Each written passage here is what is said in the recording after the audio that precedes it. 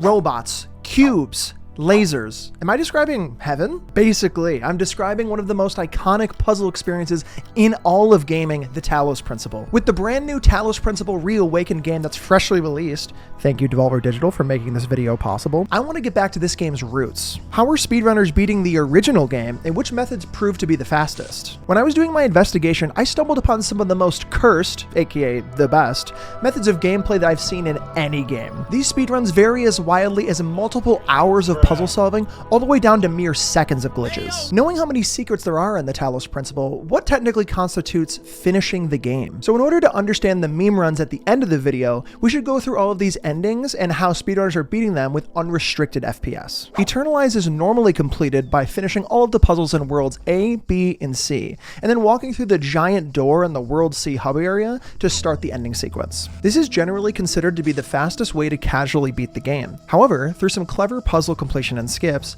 players can get to this ending without full completion of worlds A, B, and C. Looking at this run of any % Eternalize by Skizzy, we first grab our jammer, which is primarily utilized for a basic item jump, which allows our character to maneuver on top of level walls. By placing an item and picking it up as we're jumping, we can perform a Nozu item jump, which gives sufficient height to scale many small walls in the game. In doing this, we are able to collect 3 specific yellow tetrominoes, which allow us to unlock the connector in our overworld hub. Following this, we aim to collect 4 very specific red tetrominoes that we will need to open a door in the tower a little later on. These red tetrominoes are collected in a variety of ways, such as jamming big balls of death, jumping out of bounds, doing tight item jumps between barriers, and bunny hopping across walls. Once Skizzy has collected all 4 of these tetrominoes, we turn down our FPS and navigate to the tower to grab a very specific item. Floor 1 is selected, and we arrive at our door that we collected those red tetrominoes for. After placing them in a very specific pattern,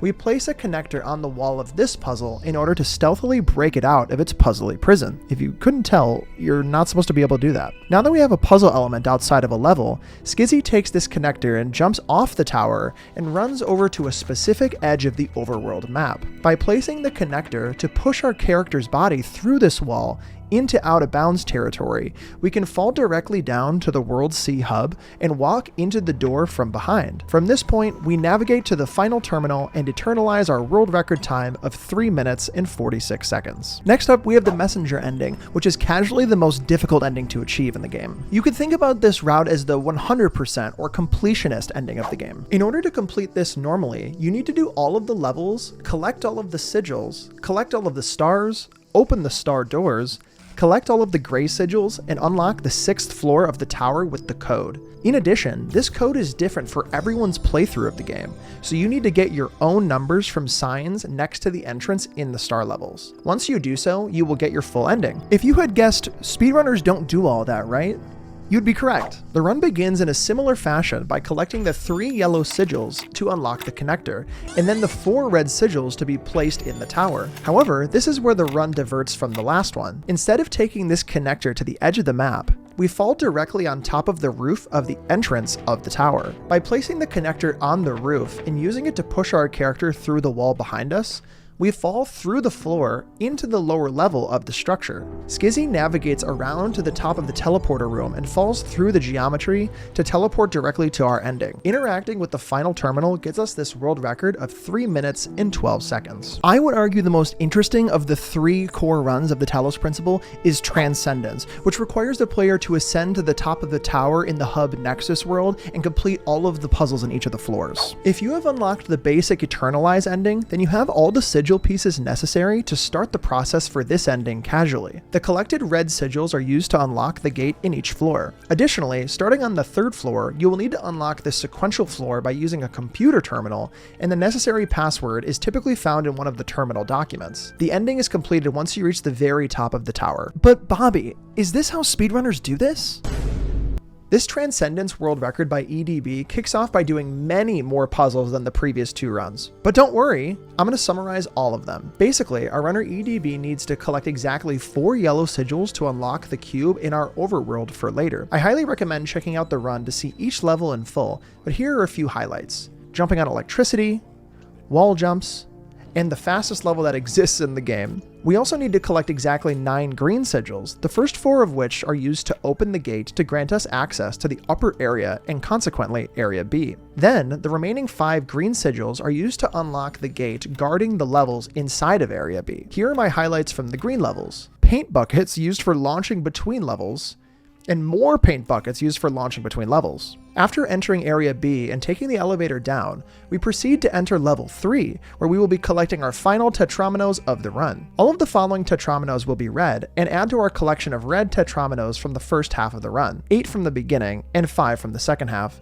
for a total of 13 red tetrominoes across the run. I would say my favorite tetromino to collect for red is, oh look, more paint! Now that we've collected all the tetrominoes, it's tower time. We exit Area B and head up to the first level of the tower, where we place our first 4 red tetrominoes into the floor 1 door. Once we have access to floor 1, we navigate across the top of the walls of this level with ease and activate the terminal. Next, we move upwards to floor 2 of the tower, where the run starts to take a turn. We first place our remaining 9 red tetrominoes to open the floor 2 door, and head over to the floor 2 puzzle. Once we get inside, we carefully place our cube near the wall of the entrance. EDB then proceeds to line up our character in such a way to sneakily break our cube out of the puzzle. And then, it's time for a pretty awesome glitch. For this glitch explanation, I call upon my friend Gelly, a longtime Talos speedrunner, to explain this seemingly impossible series of inputs coming up. EDB performs a barrierless cube jump, a technique where you interrupt a guided jump by grabbing the cube you're jumping onto, the frame you would land onto it. Factors here include the slope of the ground the cube is on, the slope of the ground you are standing on, your distance to the cube, and your frame rate. This is why the positioning EDB makes is so particular, with lineups to ground and background, because otherwise a small variation causes a large change in the outcome of the fling. Since the graded floor that you end up on has no collision on the bottom, all you really need is 1, enough vertical speed to make it that high, and 2, the correct direction. Following this initial jump to get outside of the normal game barrier, EDB lines up a secondary jump with very precise positioning for both the character and the cube. After the lineup, the barrierless cube jump shoots our character vertically in such a way that we can perfectly line up with the platform at the top of the tower, hence skipping the remaining tower puzzles. From here, we are at the finale of the Transcendence ending, where we normally have a race against the clock to complete a series of puzzles. However, this is a piece of cake for EDB by utilizing one final cube jump. By placing our cube once more and aligning our character in such a way, we shoot ourselves vertically to the golden arches above and connect with the final terminal for a time of 11 minutes and 56 seconds. There we go. Now that we all have a basic understanding of some of the Talos principle endings and glitches, it's time for the fun stuff. And when I say fun stuff, I mean the most unbelievably cursed stuff in the best way. In reviewing these meme speedruns, we're going to work our way down from the longest to shortest world records to determine what is really the fastest way to beat the Talos principle. Remember how I said the Talos principle was a super technical game requiring precise inputs? Well, imagine all of that, but not being able to see anything at all. 20 FOV all sigils by Exodasher takes a whopping 2 hours, 8 minutes, and 55 seconds, and is incredibly disorienting. This is currently the only run on the leaderboard for this category, and that fact suddenly makes sense when you take a look at how zoomed in the camera truly is. Not only can you barely see, but you also have to perform many of the out-of-bounds skips and glitches you saw in the runs previously. Truly a work of art. Throughout the game, we hear many iconic voice lines from our pseudo-narrator Elohim, but imagine this. What if we heard all of them in one sweep? Max Elohim Dialogues by Apple is functionally a completionist run, but with voice lines you can encounter at certain points throughout the game. Listening to a dialogue is defined as getting it to save that voice line's flag to game memory, so that each of said flags is listed as complete if you turn cheats on and run the print memory command after you finish. Surely there's only a few required voice lines you have to listen to here, right? Right? Well, actually, you must listen to exactly 86 dialogues for this journey of a speedrun to complete. Apple even uses an on-screen tracker to ensure no required voice lines are missed. There is even a point in the run where Apple needs to wait for around 40 minutes in real-life time for the voice line triggers to finish. The idea is that each puzzle has a hard-coded average solve time, and after a certain amount of time, a stuck-in puzzle voice line is scheduled to read. By picking many of the shorter puzzles with a smaller average complete time, avoiding checkpoint removal points on the map, and completing puzzles consecutively, we wait. And wait. And wait. This run is so good. After taking a look at some of the 1 hour plus categories, my investigation took me down to the sub-hour very fast meme runs. Jumpless any percent by Skizzy is almost exactly as you'd imagine. No jumpy. The run is almost identical to regular speedruns with a couple of small differences. Instead of jumping outside and back into puzzles from out of bounds, runners use some clever manipulations of puzzle items to skip many gates. For example, using a wall glitch which allows the player to sneak jammers or connectors through walls by standing perfectly in the middle, shown here, or here. In addition, the tower is treated almost identically, except for us needing to break this connector out, taking the elevator down instead of, well, you know, jumping out of the tower, and pushing us out of bounds to the Eternalize ending like normal. This run finishes at a cool 5 minutes and 38 seconds. Do you like parkour? Yeah?